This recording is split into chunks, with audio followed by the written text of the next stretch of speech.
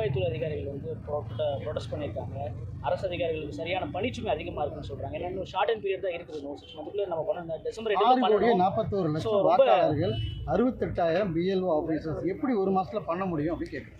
அதாவது முதல்ல எஸ்ஐஆரை பொறுத்த வரைக்குங்க, இதை வந்து இங்கே இருக்கக்கூடிய திமுக அரசு நாங்கள் எதிர்க்கிறோம் அப்படின்னு ஒரு பக்கம் சொல்கிறாங்க. இதுக்கு வந்து கவர்மெண்ட்டை ஸ்பான்சர் பண்ணுற ஆர்ப்பாட்டங்கள் நடக்குது.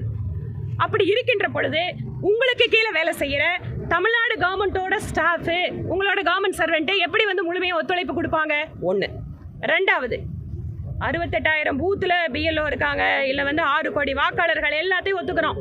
நீங்கள் வாக்குச்சாவடி மையத்தில் ஃபார்மை எடுத்துகிட்டு அங்கே ஃபில்லப் பண்ணி கொடுங்கன்னு சொன்னீங்க. இன்றைக்கி நியூஸ் பேப்பரில் நீங்கள் தான் சொல்கிறீங்க 85% வாக்காளர்கள் 2 வார காலத்துக்குள்ளே பண்ணி முடிச்சிட்டோம். இன்னும் நம்மளுக்கு 2 வார காலம் இருக்குது. என்ன பண்ணுறாங்க? நானே வாக்குச்சாவடிக்கு நேராக போய் என் தொகுதியில் பார்த்துட்டு வரேன். மக்கள் அவ்வளவு ஆர்வமாக வந்து தங்கள் வாக்குகளை பதிவு செய்து கொள்கிறார்கள். எந்த சிக்கலும் கிடையாதுங்க.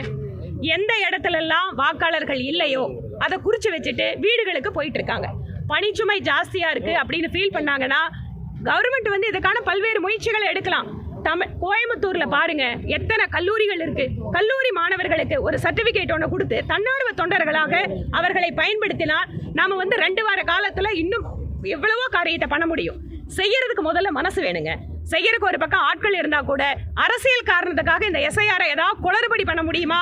தங்களோட போலி வாக்காளர்கள் அப்படியே வச்சுக்க முடியுமா? கள்ள ஓட்டு போடுறது திமுகவுக்கு பெரிய பலம். அதனால கள்ள ஓட்டு போடுறதுக்கு நம்ம அப்படியே வச்சுக்க முடியுமான்னு பார்க்கறதால தான் இந்த எஸ்ஐஆரை எதிர்த்துட்டு இருக்காங்க.